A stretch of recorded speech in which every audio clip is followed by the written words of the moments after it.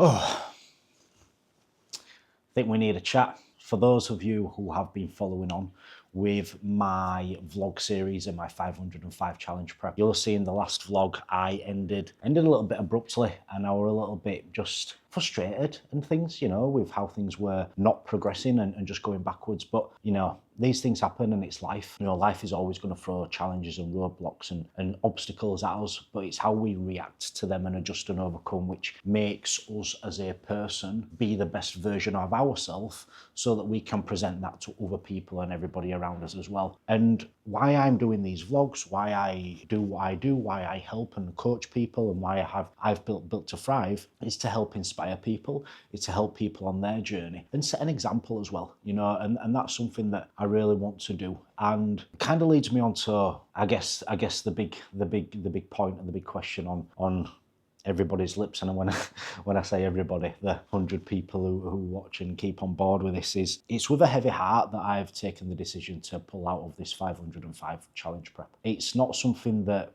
I wanted to do, as you know. It's something that I have to do. It's something that I have to do. I'm sat here now, and my niggles and injuries are only getting worse the more work I put through them. So it's just not feasible for me to continue doing this, because things are getting worse, right? Things aren't getting better. And that's from an injury standpoint. So when we look at injuries and niggles, a lot of times you can work through them. 100% you can work through them. But oftentimes that means that the amount of work that you're putting through them is a little bit compromised. Maybe you're moving some exercises around and stuff like that. But the specificity of doing a fast mile time and a deadlift means that there isn't really a lot else you can do. Yes, I can build up my endurance doing cross training, but in order to run faster, I need to be running. And I've got 28 seconds to knock off of my mile time, which is a lot. There's no problems at all with the deadlift. The deadlift will get smoked. No chance, no doubt in my mind whatsoever the deadlift will get done. But the running, I just cannot hit the tarmac without being in pain. And it isn't a little bit of pain, it's pain which is impacting my performance and then impacting my day-to-day life afterwards as well. And that brings me on to the next point, right, is that when this starts to becoming more of a problem outside of running and the gym work, and I'm literally in pain getting in and out of bed, then it's just a non-starter. It's not fun. I'm sure we've all had niggles and injuries and things like that, and you try to train through them, and it gets to a certain point where you think, well, this just isn't fun anymore. I train for fun. I want to have a fun time. I want to enjoy myself when I'm training. And when I'm injured, it's not fun. There's no other way of putting it, right? It's not fun. So training's become a chore for me, and it's become not fun. So yeah, it's with a heavy heart that I've withdrawn. Now, am I frustrated? Am I upset? No, not anymore.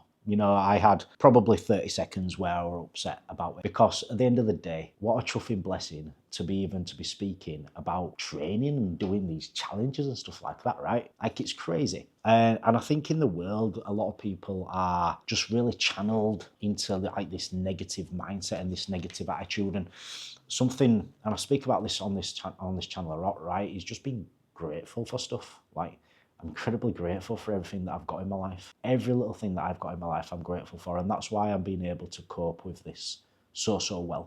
If you got a niggle, so what? You got to stop training for a few days, so what? You got to pull out of a challenge, so what? You still got a roof over your head. You're still sleeping in a bed. You're still healthy in other areas of your life. Well, yeah, there's a lot of people in the world who would love to be in this very position right now. So me sitting here and crying about not being able to pull a 500-pound deadlift and run a sub 5-minute mile on the same day, it'd be absolutely ridiculous, right? It'd be absolutely ridiculous. So what I'm actually going to be doing is pulling away from that, but moving my training into other modalities. And I want this to be a little bit inspirational and motivating to other people who might be going through similar things in life. And it might not be a training related illness. It might be illness in general, right? You may have something wrong. You may have something critically wrong, but you can always do other things. You can always course correct. You can always go on a different path to get you to a point of fulfillment and to help you achieve a goal or accomplish something or make yourself proud. What I could have done here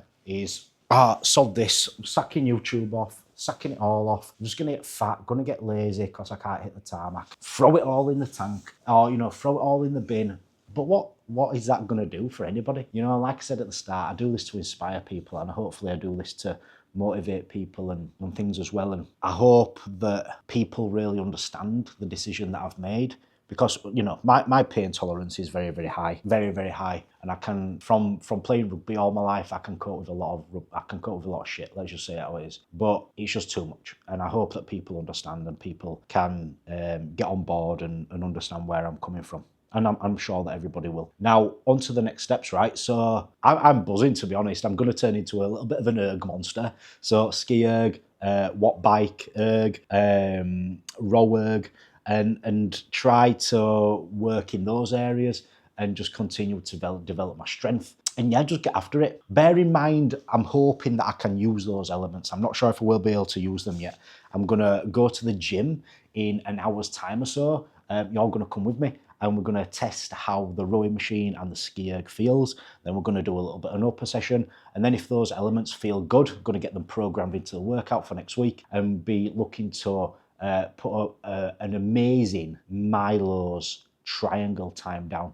So if I've said that correctly, the Milo's triangle is something like a minute bike, a minute row, a minute ski, a minute rest. So 4 minutes, repeat for something like 40 minutes or something like that, or 36, something like that. And you've got to hit a calorie target on each of the pieces, but you've got to sustain that calorie target for each round that you do it.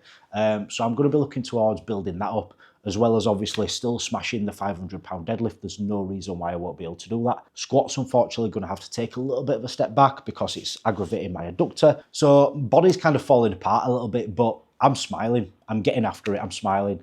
Like I've said, I'm incredibly grateful to be in the position that I'm in right now. Why would I not be, right? We're on bloody YouTube. I'm talking to you on YouTube in Cape Town, right? Why would I be anything other than smiling? So YouTube, welcome back to the channel. It's not 505 prep, but it's something much more special. Come along for the ride. I know I've blabbed on there for 8 minutes, but let's get after the video.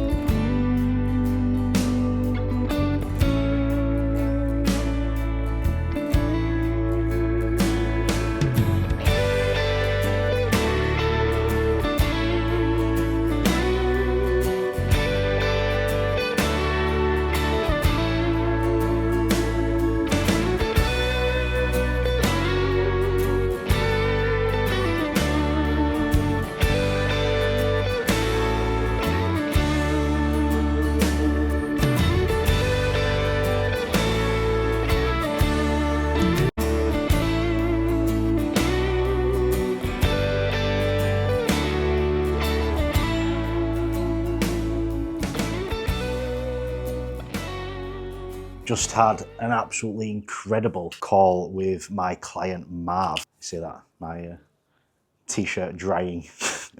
With my client Marv, who's doing a 120-kilometer ultra over December. Absolutely incredible. Just talking about the plans and things like that. And it actually makes me so proud of where Built to Thrive is at the moment in time, where my clients are coming to me with these amazing challenges and goals from a performance standpoint. I'm just so proud of where it is, and I'm just so excited for the future of it as well, because it's things like these that just really do allow clients to achieve all of their goals and desires. And me being at the forefront of that, I'm like, sometimes I have to like pinch myself, right? I really do, because where I was to where we are now is absolutely incredible. I'm so inspired and motivated and proud to be helping my clients achieve all of these goals, whether it's high rocks, whether it's losing 60 kilograms, whether it's running for the first time or running 120 kilometers, triathlons, sprint triathlons. It's absolutely incredible. And, you know, honestly, I do have to just pinch myself sometimes to think, look how far you've come. You know, that you come across challenges, you have highs, you have lows, you have in-betweens. Bloody blessing, man. What a blessing. So stoked for this challenge. If you want to know a little bit more about it, if you search on Instagram, Marv's Move Club, you'll be able to find out all the information about on there, the charities, who he's doing it for, because he's doing it for a very, very special cause. So yeah, check it out. I'll be promoting it along the way as well, because it's absolutely incredible.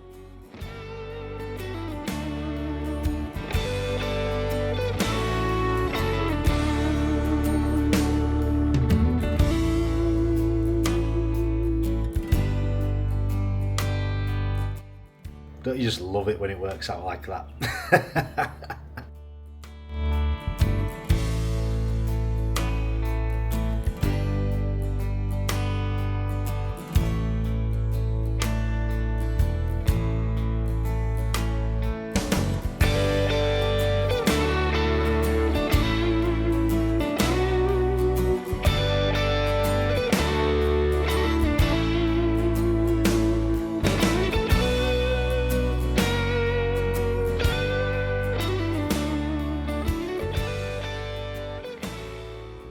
It's a really weird vlog, this one, isn't it? Everything just all over the place. This is episode 13 or 14 of this vlog series. I don't know if I'm getting better at it, but I think Alex Hormozy said you should do 100 of something before you cast a judgment on whether something's working or not. So I guess I just got to keep going, right? This is, yeah, it is what it is though. Next week is going to be more structured, because I've made my decision on the prep. I know where I'm moving to, and I know what I'm going to be talking about in next week's vlog as well. So next week's vlog, I'm going to be talking about how to pivot and readjust after something comes up. Injuries, life, work, etc. I'm going to be talking about reframing, refocusing, and resetting new goals. This is something that's incredibly, incredibly important inside my coaching Built to Thrive, and also what I see generally in day-to-day public, especially with runners. They pick up an injury and they have no other like way to train, because they've dedicated themselves. They are a runner, and that's it, and then just get fat. So I'm going to be talking about that in a lot of detail in the next episode. Until then, if you like this, I don't know why you would. If you like this, drop it a like for us, subscribe, and comment something as well. Comment the word orange if you've made it to the end. Take care, guys. I'll speak with you soon.